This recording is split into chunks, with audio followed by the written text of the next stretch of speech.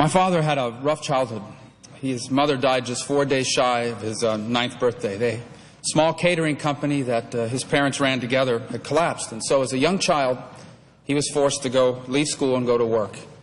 He would work virtually every day for the rest of his life. My mother grew up just as hard. Her father was disabled by polio as a child, and he struggled to provide for his 7 daughters. My parents met at a small store where my mother was a cashier and my father was a security guard. He actually lived and slept in the storage room of that store.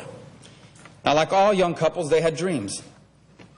My mother wanted to be an actress, and my father tried hard to get ahead. In fact, after work, he would take correspondence courses to become a TV and radio repairman, but it was hard because he barely knew how to read.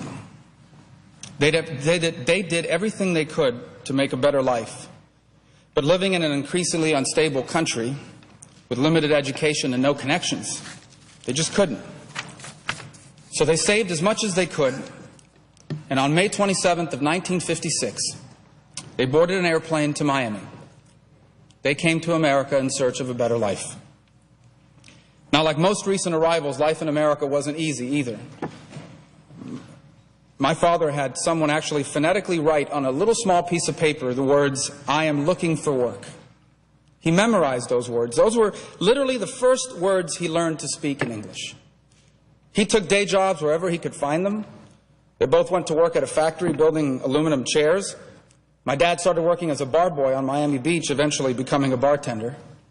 He saved money and tried to open up some businesses, and when that didn't work, they tried Los Angeles, they tried Las Vegas, but that also didn't work, and so he found himself back on Miami Beach behind a bar. The truth is, they were discouraged, and they were homesick for Cuba, too. In fact, in the early days of Castro's rule, before he came out as a Marxist, they even entertained going back permanently. But of course, communism took root in Havana, and that became impossible, too. Now, I'm sure that on their worst days, they wondered if it would ever get better. And then the miracle we know as America began to change their lives. By 1967, they had saved enough money to buy a house. It was within walking distance of the Orange Bowl, where on Sundays they used to make a little extra money by letting people park on their lawn. My older sister was in ballet. My brother became the star quarterback at Miami High. But it wasn't just their lives that changed. It was also their hearts. Now, they still spoke Spanish at home, and they kept all the customs that they brought with them from Cuba. But with each passing year, this country became their own. My mother recalls how on that terrible November day in 1963, she wept at the news that her president had been slain.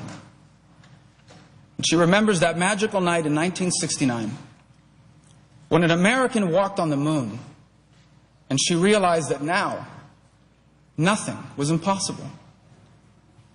Because you see, well before they ever became citizens, in their hearts, they had already become Americans.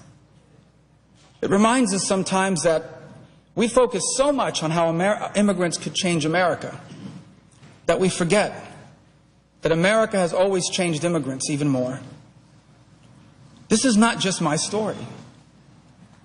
This is our story. It reminds us of the words etched on the marble above the rostrum of the Senate, E pluribus unum, out of many, one. Now, no one should dispute that, like every sovereign nation on this planet, we have a right to control who comes in. But unlike other countries, we are not afraid of people coming in here from other places. Instead, inspired by our Judeo-Christian principles, we Americans have seen the stranger and invited them in. And our nation has been blessed for it in ways that remind us of these ancient words. God divided the sea and led them through and made the waters stand up like a wall. By day he led them with a cloud, by night with a light of fire. He split the rocks in the desert. He gave them plentiful to drink as from deep. He made streams flow out from the rock and made waters run down like rivers. And he commanded the clouds above and opened the gates of heaven. He rained down manna for their food and gave them bread from heaven. Our history is filled with dramatic evidence that God's hand is upon our land, and who among us would dispute that we, Americans, are a blessed people? In the harbor of our most famous city, there's a statue of a woman holding a lamp. At the base of that statue, there's a poem, and it reads, "Keep, ancient lands, your storied pomp. Give me your tired, your poor, your huddled masses yearning to breathe free. The wretched refuse of your teeming shore. Send these, the homeless, tempest-tossed, to me. I lift my lamp beside the golden door." For over 200 years now, they have come, in search of liberty and freedom, for sure. But often, just in search of a job to feed their kids and a chance at a better life. From Ireland and Poland, from Germany and France, from Mexico and Cuba, they have come. They have come because in the land of their birth, their dreams were bigger than their opportunities. Here they brought their language and their customs, their religions and their music, and somehow they've made them ours as well.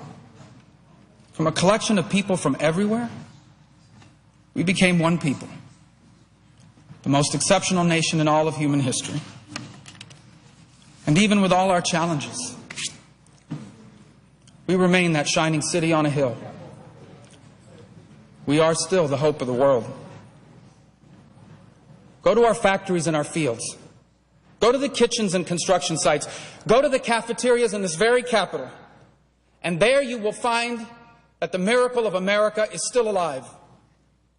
For here in America, those who once had no hope will give their kids the chance at a life they always wanted for themselves. Here in America, generations of unfulfilled dreams will finally come to pass. And that's why I support this reform.